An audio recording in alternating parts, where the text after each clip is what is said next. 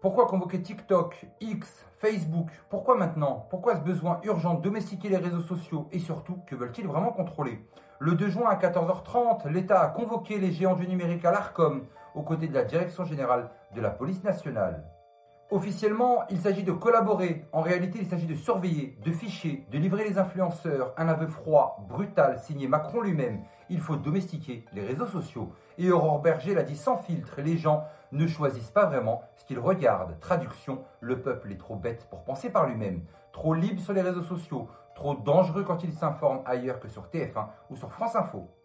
Alors la solution, fliquer les algorithmes, convoquer TikTok, YouTube, X, Twitch, exiger des rapports, obtenir des listes, organiser la traque de la dissidence, prétexte haine, racisme, antisémitisme, objectif réel, contrôler tout ce que vous voyez, ce que vous dites, ce que vous croyez. Bienvenue dans le ministère de la vérité 2.0, version française. Plus besoin de censure à la chinoise. 2025 inaugure l'ordre public numérique, un écran propre, sans vagues, sans colère, sans critique. Le réel danger, alors on supprime à la française.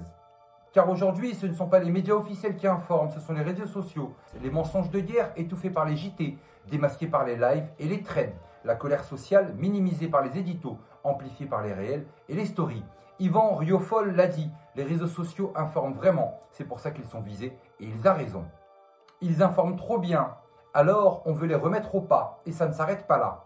Paul Midi, député macroniste, va plus loin. Les citoyens doivent savoir qu'ils ne sont pas anonymes. Traduction, plus de pseudonymes, plus de comptes indépendants. L'objectif, lier votre compte Facebook ou X à votre identité numérique France Identité.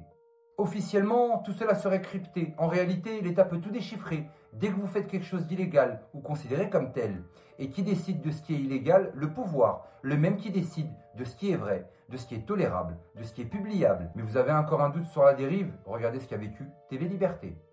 Leur compte bancaire a été supprimé, pas par un juge, pas par une décision de justice, mais par une banque, sur ordre politique, pour leur nuire, en silence.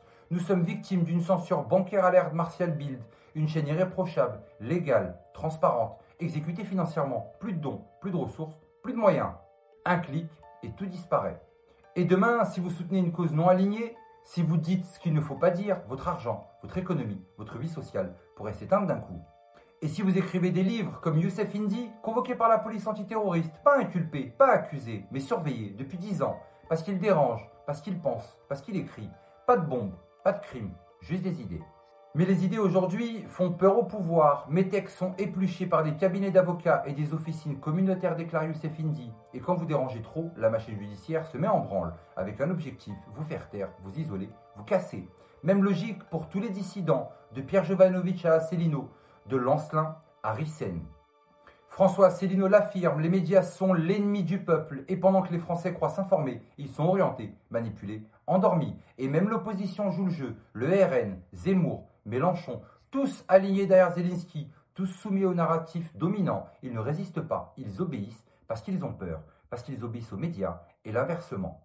Mais le piège est mondial. Antonio Guterres, secrétaire général de l'ONU, a lancé une croisade contre la désinformation, celle qui touche le climat, la guerre, la santé. Un partenariat est signé avec Davos pour accélérer le programme 2030. Le climat devient une religion. Y déroger, un blasphème. Refuser un passe carbone, un crime. Douter du GIEC, de la haine climatique. Et pendant ce temps, au Québec, dès 2026, diffuser des informations erronées sur une élection vous expose à 30 000 € d'amende et à 5 ans d'interdiction de vote. Mais qui décide de ce qui est faux? L'État, les autorités, l'appareil. Et Vyacheslav Volodine résume tout. La censure n'a qu'un seul but, tromper les citoyens et rester au pouvoir. Alors que faire? Résister, riposter, défendez-vous. Partagez cette vidéo, dites ce que vous voyez, pensez ce que vous vivez. Tant qu'il est encore temps, mais surtout n'oubliez pas, on n'est clairement pas au bout de nos surprises.